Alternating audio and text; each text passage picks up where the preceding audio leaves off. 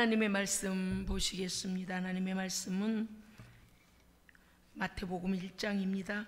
마태복음 1장 18절부터 2장 12절까지 교독하시겠습니다. 예수 그리스도의 나심은 이러하니라. 그의 어머니 마리아가 요셉과 약혼하고 동거하기 전에 성령으로 된 것이 나타났더니 그의 남편 요셉은 의로운 사람이라 그를 드러내지 아니하고 가만히 끊고자 하여 이 일을 생각할 때에 주의 사자가 현몽하여 이르되 다윗의 자손 요셉아, 네 아내 마리아 데려오기를 무서워하지 말라. 그에게 잉태된 자는 성령으로 된 것이라. 아들을 낳으리니 이름을 예수라 하라. 이는 그가 자기 백성을 그들의 죄에서 구원할 자심이라 하니라. 이 모든 일이 된 것은 주께서 선지자로 하신 말씀을 이루려 하심이니 이르시되 보라, 처녀가 잉태하여 아들을 낳을 것이요 그의 이름은 임마누엘이라 하리라.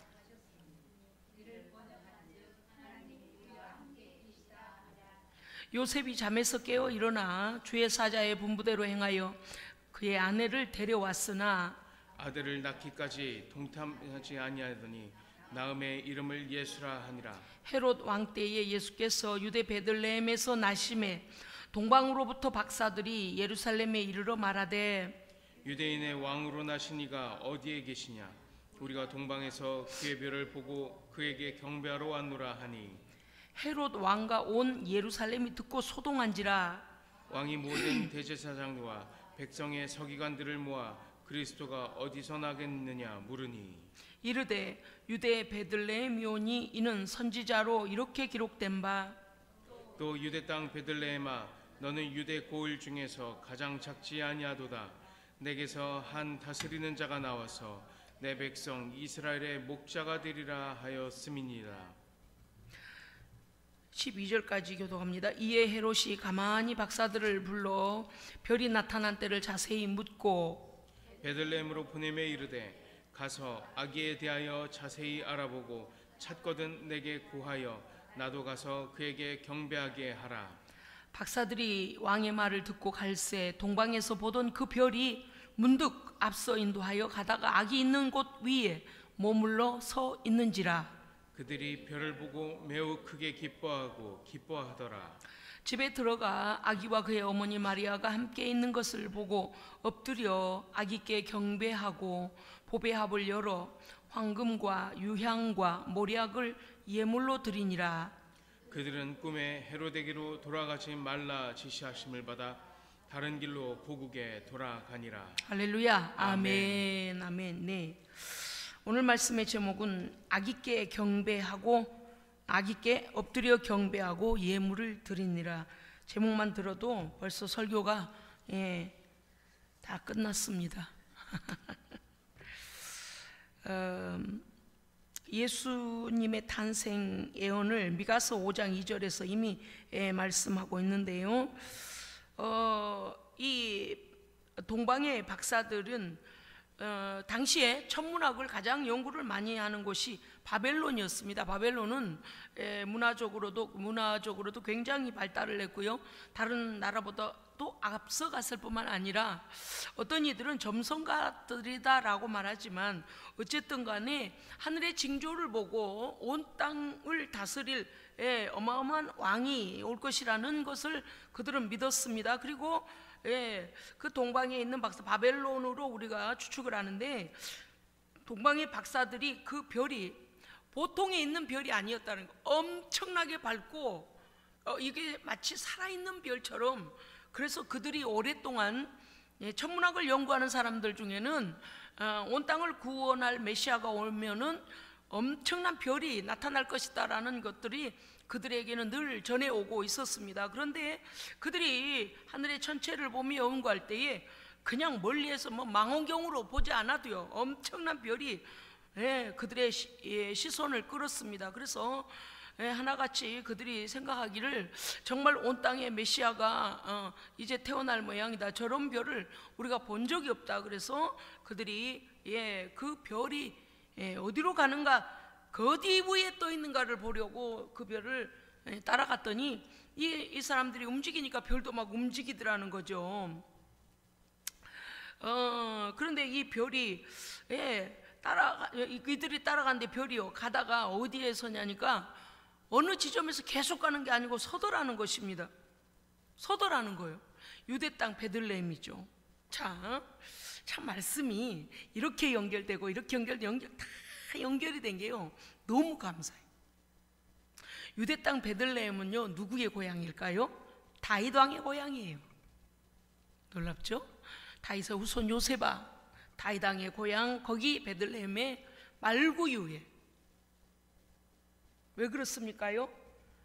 당시에 이제 모든 이들로 호적을 다시 하게 하기 위해서 그래요. 왜냐하면 로마가 정복한 나라들의 인구나 군사의 수나 모든 것을 알기 위해서, 또 세금을 받아 걷어들이기 위해서 인구에 대하여서 호적 정리를 했습니다. 그러니까 호적을 하기 위하여서 자기의, 우리도 그러잖아요.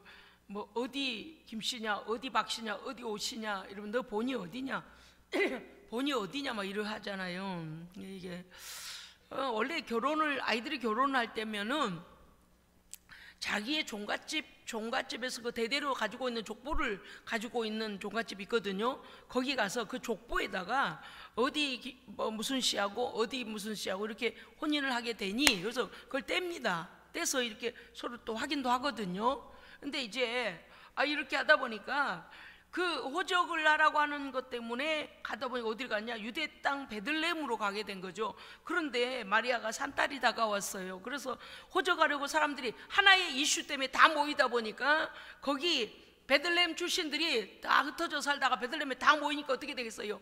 당연히 여관이 모자르죠. 평소에 나그네들이 쉬었다 가는 여관 정도 가지고 그 호적하려고 멀리에서 사람들이 미리 가서 방을 잡는 데 있겠습니까? 없지요. 그런데다가 이게 배가 부른 마리아가 쉽지 않잖아요, 그 일을 가는 게. 그러다 보니 요셉이 케어하고 갈 때는 이미 방이 자리가 없습니다. 그래서 팔레스타인 지역은 밤이면 또 얼마나 춥습니까? 그래서 뭐라도 지붕이 좀 더 비어있는 곳 좀 우리 좀 있게 해달라고 그러잖아요. 그러니까 우리 집에 저기 말구유가 있긴 한데 그거는 말들이 이슬을 피하는 곳이지.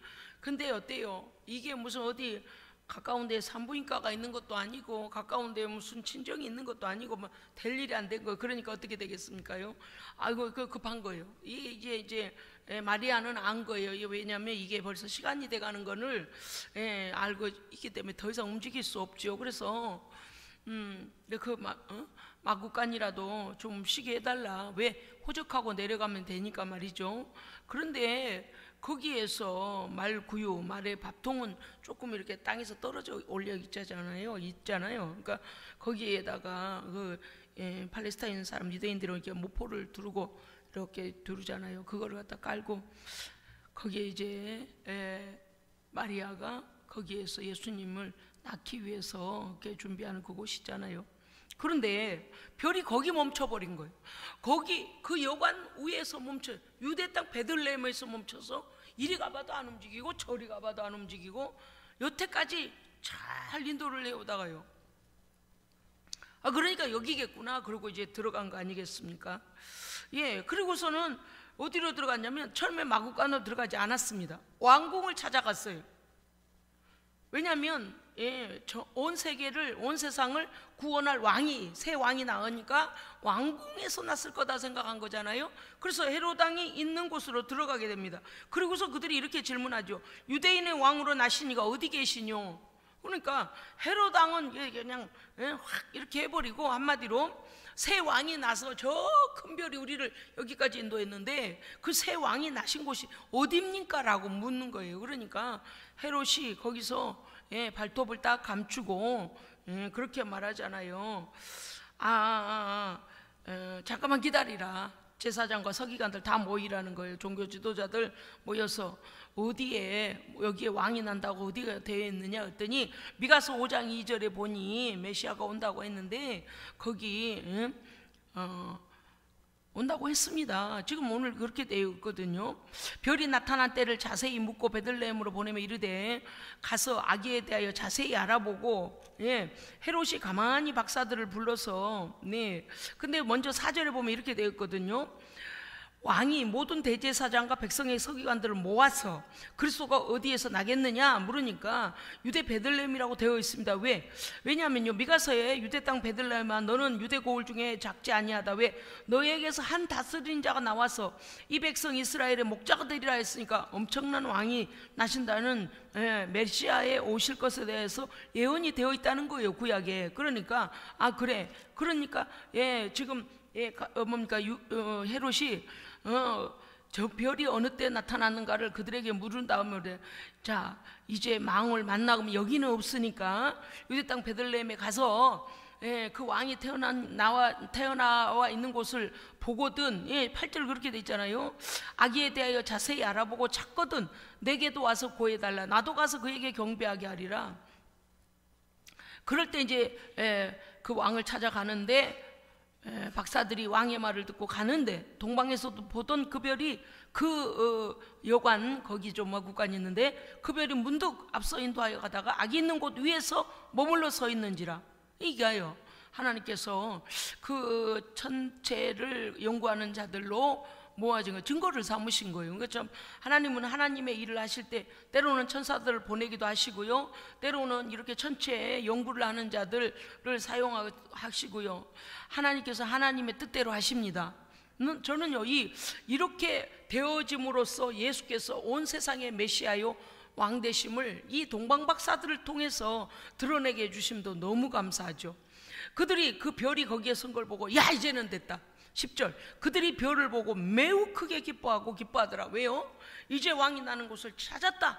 이 여관 어딘가에 계시겠다. 이 왕이 낳겠다라는 거죠. 11절 그 여관 집에 들어가 아기와 그 어머니 마리아가 함께 있는 걸 보고 금방 알았어요. 왜 그럴까요? 사람의 힘으로는 알 수가 없어요. 그 시간에 그 자리에 어떤 아기가 태어난 줄 알고 해서 보고 알겠어요. 그런데 벌써 위로부터 빛이 비치는 거예요. 왜냐하니 우리가요, 이 별이 지나갈 때 우리가 뭘 알았습니까요?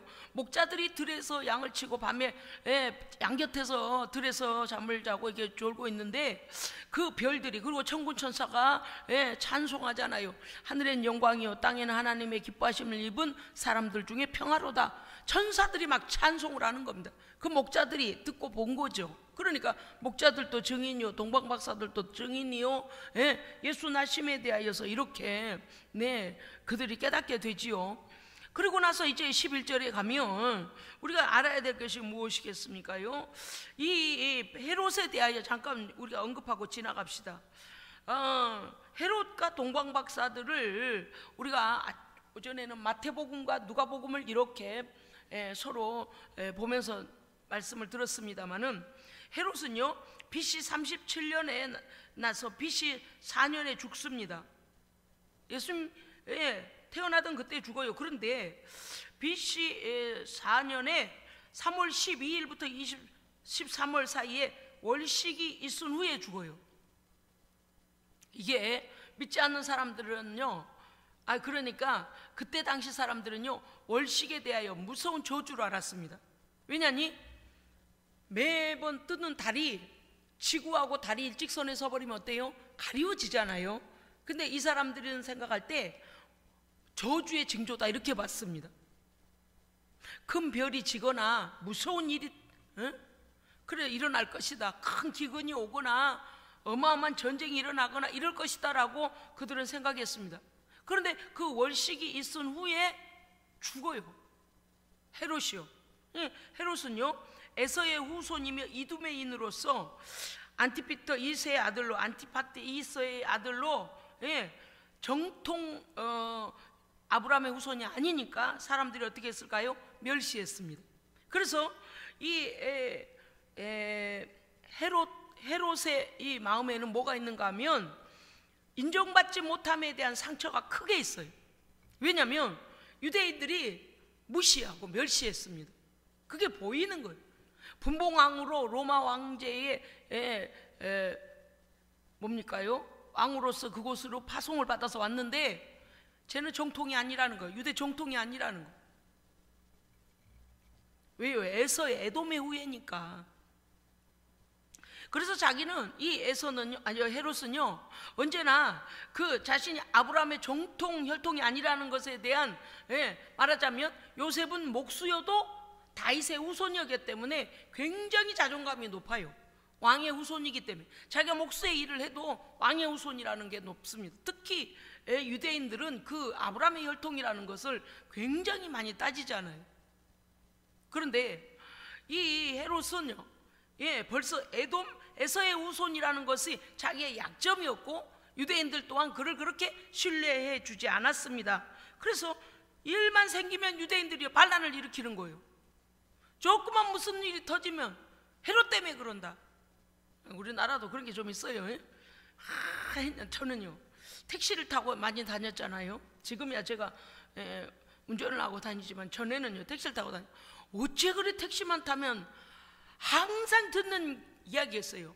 정부와 대통령을 욕을 해. 어떤 대통령도 여기 택시기사가 욕을 안 하는 걸 제가 들어본 적이 없어요. 참 희한해. 저는 그 대통령들의 발자취를 몰라요.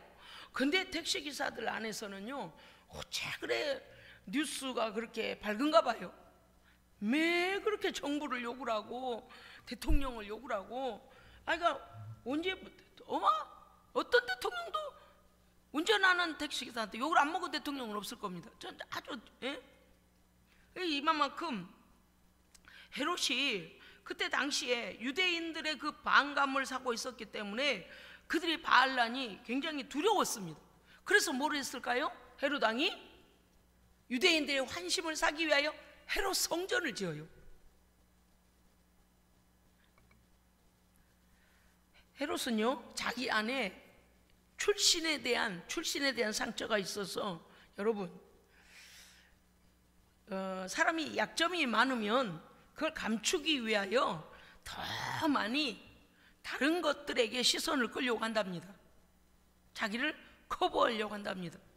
그런데 그거 아시죠? 그렇다고 인정하면 어떻게 될까요?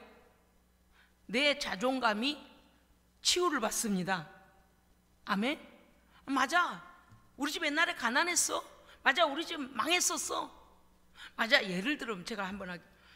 맞아, 우리 집 옛날에 학교 앞에서 풀빵 장사했어. 그게 너무 이렇게 부끄러워가지고 어떻게든 그 말이 나오지 않게 하려고 가리면은 끝없이 이것이, 여러분 그거 아시죠?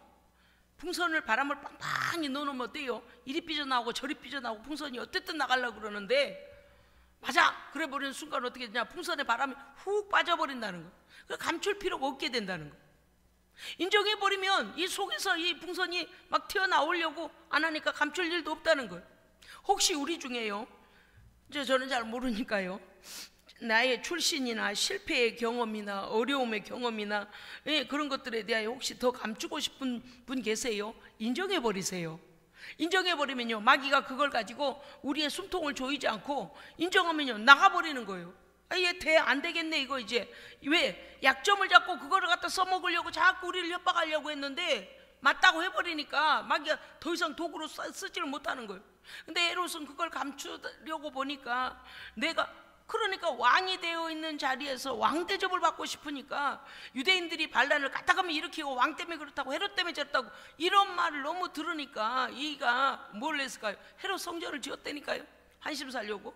그런데 이제는 어때요? 아주 그냥 왕이 또 태어났대요. 그러니까 헤롯 왕이 와, 뭘 해도 안 되네. 그럼 어떻게 하면 된다고요? 인정하면 돼요. 어디 나보다 유능한 왕이 낫나보다, 이렇게 하면 아무렇지도 않을 것을 그냥 마음에다가 제사장과 서기관들을 불러놓고 왕이 어디에서 오겠냐, 왕이 어디에서 오겠어, 막 이렇게 이제 또 시작하잖아요. 그러면서 뭐래요? 동방박사들한테 발견하거든. 나한테 와서 고해라. 나도 가서 절할란다. 뭘 그래. 반대로 들으면 돼. 반대로 들으면. 약점이 많은 사람의 말은 반대로 들으면 돼. 왜냐, 당장 옆구리에 있는 칼을 빼가지고 아마도 처리하려고 마음을 먹었던 거 아니겠어요? 왜냐니까 여기 그렇게 되어 있어요.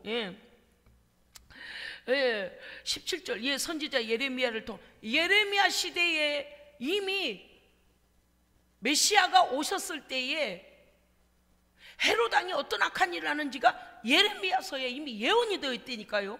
라마에서 슬퍼하며 크게 통곡하는 소리가 들리니 라헬이 그 자식을 위하여 애곡하는 것이라. 그가 자식이 없으므로 위로받기를 거절하였도다. 그러니까 그 시점을 따져가지고요, 그들이 동방박사들이 왕을 찾아왔던 그 시점을 찾아가서 시점으로 시작해서 그때로부터 태어난 모든 아이들을, 사내 아이들을 다 죽이는 거예요.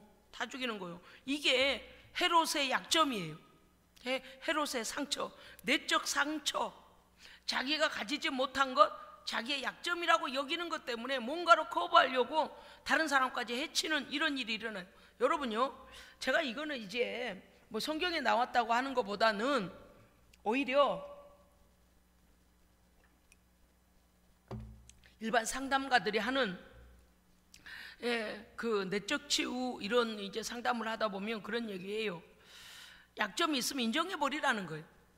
맞다라고 그냥, 맞아, 그랬었어. 그런데 지금 달라졌잖아. 지금은 달라지기로 내가 결정했잖아. 그리고 나는 새 길을 가고 있어라고, 새로운 것들에 대하여 받아들이고, 과거의 아픔이나 실패나 출신이 이상하거나 못 배운 거나 돈이 없었던 때나 모든 것들 그냥 인정해 버리라는 거예요.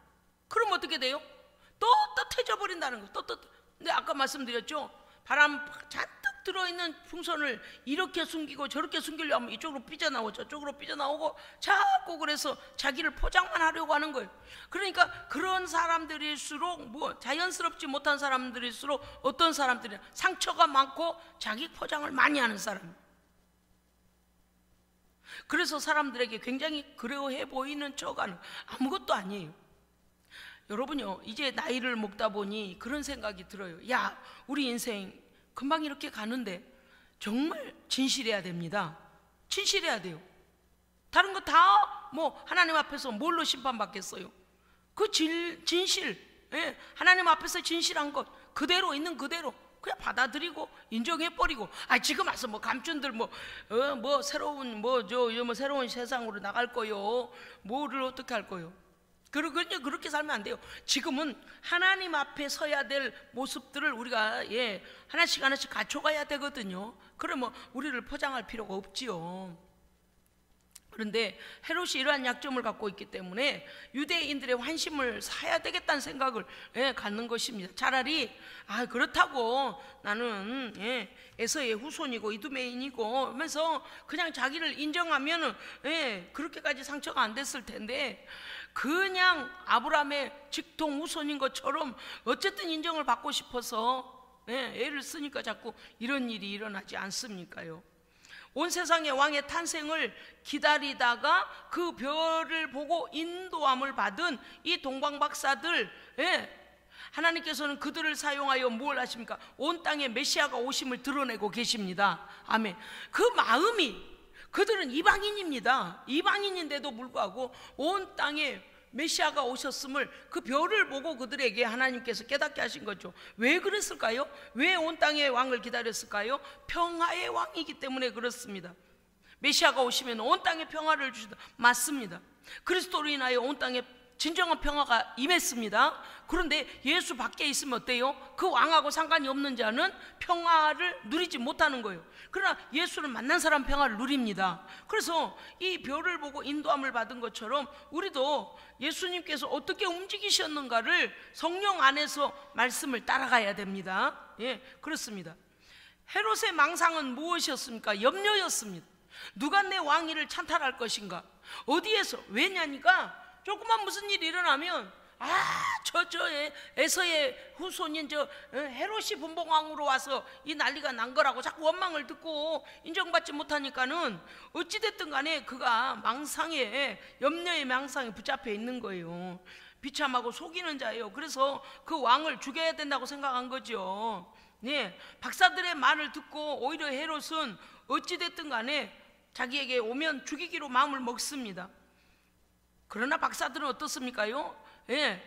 그 별을 보고 기뻐하고 매우 기뻐하더라 그랬어요. 어떻게 보면요, 박사들이 생각했던 왕궁에, 화려한 왕궁에 그런 데서 이 아기가 태어난 걸 봤더라면 오히려 자기를 낮췄을 텐데, 그게 우리 일반적인 생각이잖아요. 그런데 성경은 그렇게 돼 있지가 않아요.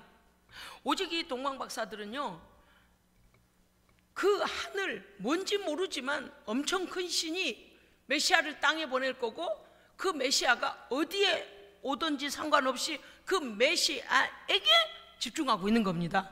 그 메시아에게 집중. 그래서 그 여관의 방들이 다 차버리고 마구간, 그것도 말구유 위에 그 작고 여린 몸이 거기에 있는데 하나님의 영광으로 둘려있는 그 아기 앞에 먼저 엎드렸다 그랬어요. 처음에 기뻐하고 기뻐했다. 그 다음은요, 엎드려 경배했다. 할렐루야. 이거는요 정말 영적인 안목이 있어야 됩니다. 하나님께서 그들에게 주신 뭔가 하나님의 마음, 하나님의 그 보내실 왕을 기다리는, 아기 왕을 기다리는 그 메시아에 대한 꿈이 있기 때문에 그들이 그렇게 할 수 있었던 것입니다. 그러니까 보이는 왕의 자리에서, 보이는 왕궁에서 보이는 찬란한, 아니요, 그게 아니에요. 아무리 이 마구간에 태어나도 온 땅 가운데 평화를 줄 왕이라는 것을 그들이 알고 아기께 경배하고 엎드려 경배했다 그랬습니다. 여러분, 우리가 예수님을, 이 대강절에 예수님을 기뻐해야 됩니다. 제가 지난번에도 말씀드렸잖아요. 강아지가 자기 주인을 정말 신뢰하고 따르고 좋아하면 어때요? 저쪽에 올 때부터 꼬리를 그냥 꼬리야 부러져라 그렇게 흔들어요. 보통 흔든 게 아니에요. 와, 그렇게 빨리 흔들 수가 있을까? 꼬리를 흔들 정도가 아닙니다요. 귀를요 올렸다 내렸다 고개를 숙였다 표정이, 강아지도 웃는 표정이 있는 것 같아요. 저도 동물에 관심이 많거든요. 예전에 저희가 이제 강아지를 키울 때 자기 주인을 그렇게 좋아할 수가 없어요. 요새는 더 그러잖아요. 그냥 방에서 데리고 자고 그냥 막 개를 비우고 비율을 맞추고 사는 시대가 돼버려 갖고요, 개가 왕인 데가 많아요. 근데 주인이 그만큼 애정을 가지면 개가 어때요? 정말 너무 좋아해요. 그리고 분리불안이 일어나요. 그래서 주인이 잠깐 어디 가는 동안에 난리가 나요. 문 열으라고, 나 데리고 가라고. 어쩌면 그렇게 사람 마냥 그러잖아요. 그게 무슨 뜻인가 하면, 예수님을 좋아하고 예수님을 사랑하고 예수님을 반기고 이래야 되는데, 저는 그 설교 준비하면서 제가 그 강아지들이 말이죠, 자기 주인이 저기서부터 자기 주인의 비스무리한 사람만 봐도 막 뛰면서 꼬리를 치고 그냥 막 땅으로 고개를 숙이고 막 귀를 내렸다 올렸다 하면서 그 반겼던 그 생각이 났어요. 야, 우리가 우리 주님을 만나러 올 때 그렇게 막 반기고 막 그 주님, 나중에만요 너무 주인을 반갑게 맞는 개는요 오줌도 싸요. 너무 반가워가지고 어쩔 줄은 몰라 하잖아요. 그렇게까지 이제 근데 우리가 어때요? 시간당 해가지고 도살장에 끌려가는 소마냥 억지로 마지못해 그러면 안 되잖아요. 그런데 이 동방 박사들의 자세가 너무 우리를 감동시키는 겁니다. 이방인인데도 불구하고 박사들이 왕의 말을 듣고 가는 동안 그 별이 문득 그 앞서 인도하다 가다가 악이 있는 곳에 머물러 서 있는지라 그들이 거기에 멈춘 별을 보고 벌써 아직 만나지도 않았어요. 별이 거기에 멈춰주니까 매우 크게 기뻐하더라. 11절 안에 집 안에 들어가 아기와, 물론 그 마구간이겠죠, 아기와 그 어머니 마리아가 함께 있는 걸 보고 엎드려, 바로 알았어요. 엎드려 경배하고, 어른이 아기에게 엎드렸다니까요. 그리고 여러분 아시죠? 팔레스타인 지역은요 우리가 엎드린 것처럼 그냥 이렇게 한 게 아니에요. 한국 사람들도 절을 할 때 이마를 땅에 대잖아요. 팔레스타인 지역도 그래요. 네, 엎드렸다는 건 완전 엎드린 거거든요. 엎드려 아기께 경배하고, 경배한다는 것이 무엇입니까요? 여기 보니까 프로스쿠네오라고 해서 복종하다, 높이다, 높일 분을 너무 높이고 자기는 어때요? 땅에다 엎드려서 복종해버리는 것, 왕 앞에서 그렇게 하는 겁니다. 왕으로 인정할 때. 그러니까 동방 박사들의 이 자세와 나 말고 누가 왕이 있다고 하면서 그 어린아이들이 누구든지 간에 이제 태어났다고 해서 가는데 그 죽이려고 하는 헤롯의 망상과는 전혀 다른 것이죠. 반응이 다른 거죠. 그렇습니다. 여기 동방 박사들이 왜 이렇게 하느냐면, 왜 그들이 드리는 예물을 보면 알아요. 물론 그들의 행동이 아기를 보고 엎드려 아기께 경배하며라고 했어요. 여러분요, 거기에 요셉도 있고 마리아도 있잖아요. 그러면 우리 생각에는 요셉과 마리아는 성인이에요, 어른이에요. 그러니까 이들이 생각할 때, 우리가 생각할 때 이들은 그 어른된 자들에게 오히려 예를 갖출 것 같잖아요. 그런데 그렇지 않다는 거예요. 성경에는 마리아와 요셉에 대한 그들에게 경배한 게 아니에요. 아기께라고 성경이요 분명히 말해요. 오직 예수만 보입니다. 할렐루야. 오직 예수만 보여요. 사람이 경배를 받는 게 아니에요. 이게 하나님의 숨은 뜻이 여기에 들어있는 거죠. 왜 동방박사들이 여기까지 와서 말구에 누이신 아기를 보고 엎드려 아기께 경배하며 보배압을 열어 보세요. 아기 예수께만 하는 거예요. 왜? 온 땅의 평강의 왕인 거를 그들이 알았기 때문에. 보배압을 열어서 황금과 유향과 모략을 그 아기께 예물로 드렸더라 그랬잖아요. 그러면 황금은 무엇을 나타낼까요? 변하지 않는 사랑, 찬란한 영광을 말하는데 곧 왕권을 상징합니다. 진정한 우리의 왕이십니다. 그래서 황금을 드린 거예요. 당시에도 왕이 하는 모든 것은 거의 다 황금으로 피자. 우리가 지금 레위기서를 새벽에 이렇게 말씀을 보는데 와, 성전에서 쓰는 모든 것, 법궤의 채, 그 다음에 진설병상의 채, 진설병상까지 다 그 떡상까지 금으로 입히게, 금으로, 순금으로 입히라 그랬어요. 정금으로 입히라. 그 본래에 천한 것이 보이지 않도록 금으로 입히라. 왜 그럴까요? 왕이신 하나님께 예배하는 거룩한 도구이기 때문이에요. 할렐루야. 그러니까 황금을 가지고 와서 먼저 드렸다는 것은 뭔가 하면, 황금을 드렸다는 것은 왕으로 완전히 그들이 인정하고 경배하는 거거든요. 네, 그렇습니다. 왕권을 상징합니다. 영원한 왕이요. 그 다음에 황금과 유향이라고 해서, 유향은요, 하나님의 거룩하심을, 여러분요, 참 제가요, 거의 희한하다. 어찌 이렇게 말씀이 맞아떨어질까? 구약에 지금 우리가 레위기서 출애굽기인가 레위기서인가 지금 그거 하고 있잖아요. 성막하고 성막의 제단, 그리고 거기에 필요한 도구들을 만드는 것에 있어서 하나님께서 모세에게 다 일러주시고 보게 하시고 그거 만들고 있는 그 장면을 예배 드리고 있잖아요, 새벽에. 그런데 보니까 하나님 앞에서 드리는 향, 분향하는 향은 너희들이 모조품으로 흉내를 내가지고 그 향을 맡지 말라 그랬어요. 하나님께 드리는 것을 하나님께만 무엇을 얼마만큼, 무엇을 얼마만큼, 무엇을 얼마만큼 딱 그렇게 해서 하나님께만 그 향을 드리라 그랬어요. 분향하라 그랬어요. 그리고 그 분향하는 향료를, 그거를 가지고 뜰 때 사람의 손으로 이렇게 하는 게 아니라 그랬어요. 성경에 뭐라 그랬어요? 뭘로 뜨라 그랬다고요? 권사님 새벽에 나오셨잖아요. 숟가락, 정금 숟가락, 금 숟가락으로 그걸 또 사람 손으로 직접 대지 말라. 왕께 드리는 거니까, 하나님께 예배하는 거니까. 그래서 성소에 그 분향단에 향을 갖다 할 때는 그 금으로 만든 숟가락으로 그걸 떠서 이렇게 하라고 그랬어요.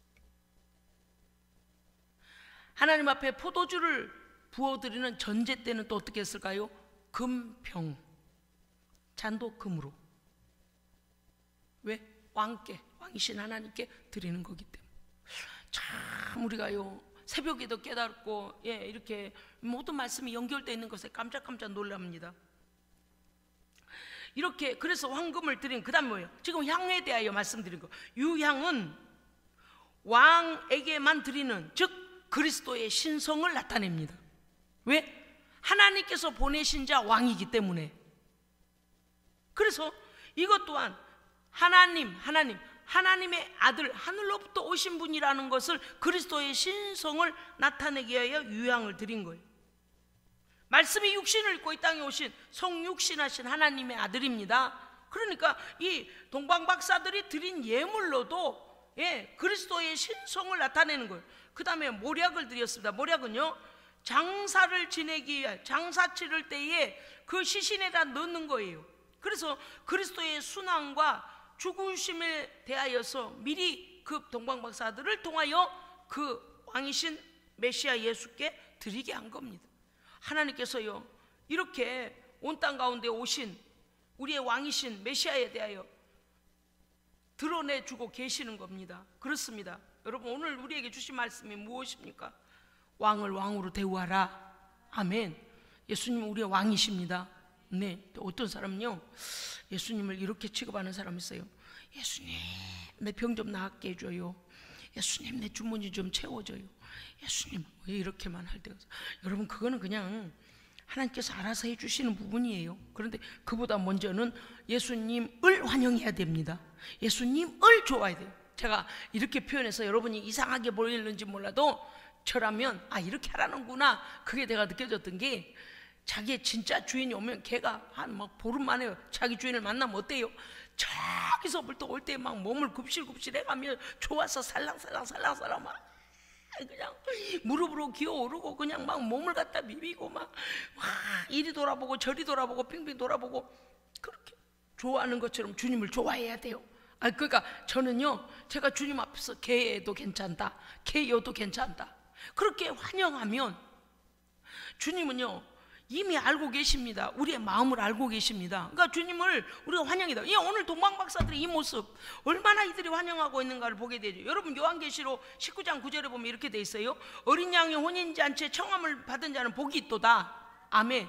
어떻게 수많은 인구가 있는데 그 전체를 관찰하는 그 동방박사들이 거기까지 오게 되고 아기 예수를 만날 수 있었을까? 이것이 바로 어린 양의 그 잔치에 청함을 받은 것 아니겠습니까? 요한계시록 14장 1절부터 4절.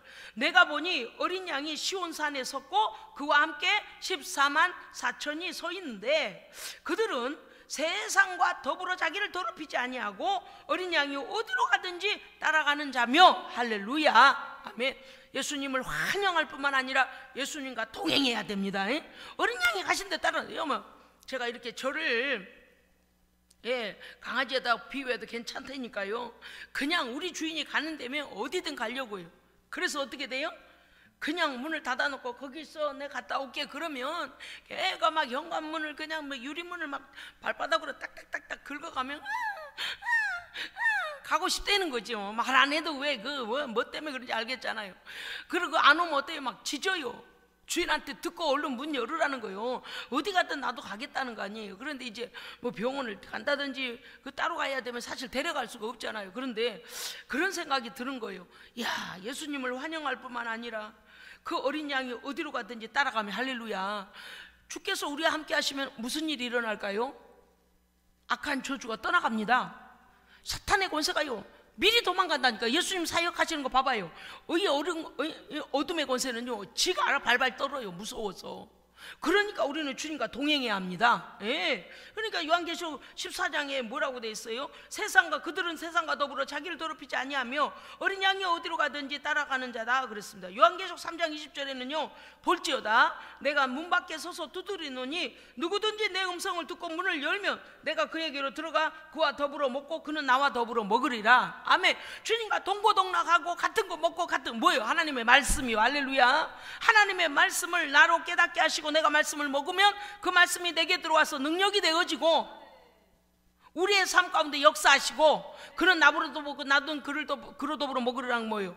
주님의 영광을 나타내시겠다는 겁니다. 네, 그렇습니다. 여러분요, 예수님을 환영하는 사람들에 대하여 야고보서 4장 8절에 이렇게 말씀하십니다. 하나님을 가까이 하라. 그리하면 너희를 가까이 하시리라. 아멘. 여러분, 우리가 무슨 자격이 있어요? 자격 없는데 불러주시니까 감사하잖아요. 그래서 주님께 가까이 나아가는 겁니다. 너무 그 은혜가 커서 말입니다. 우리 잠깐 말씀 좀 찾아볼까요? 히브리서 4장 16절 찾아봅시다. 졸면 안 돼요. 히브리서 357면 신약성경 357면 히브리서 4장 16절 함께 읽도록 하겠습니다. 잠깐만요.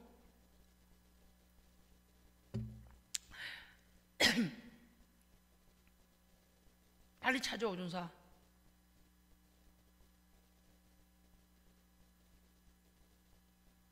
히브리서 4장 16절 우리 함께 큰 소리로 읽습니다. 시작.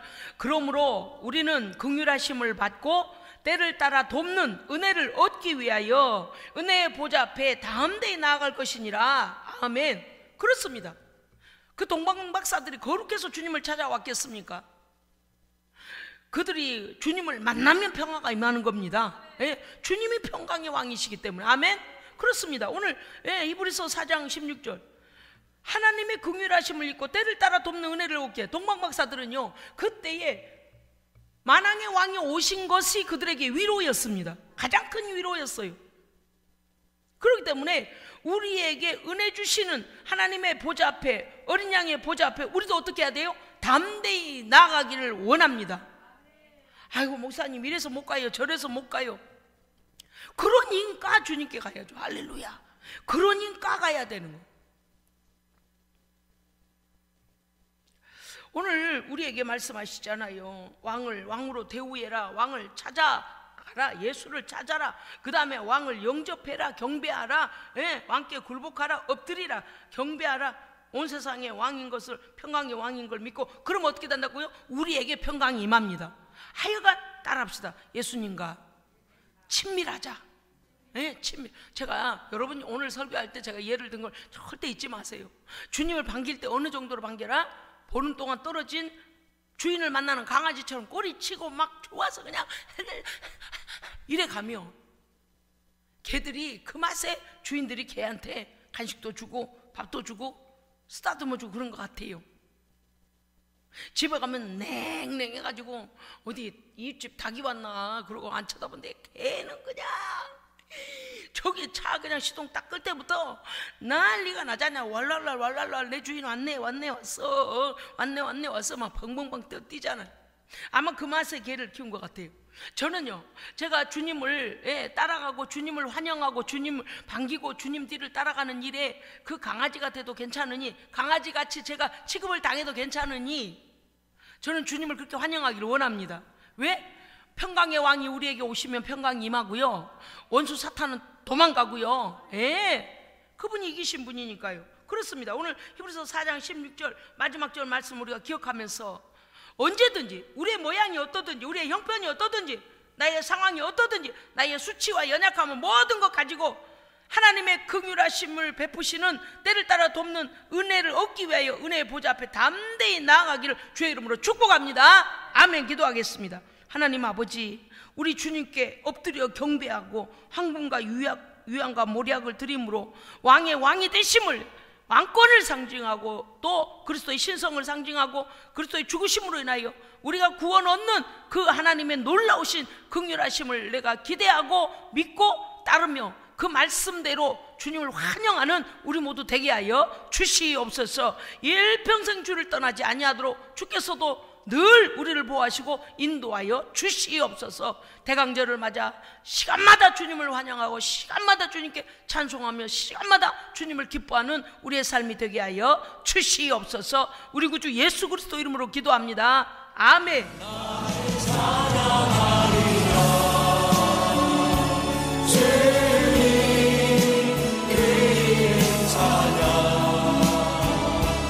예수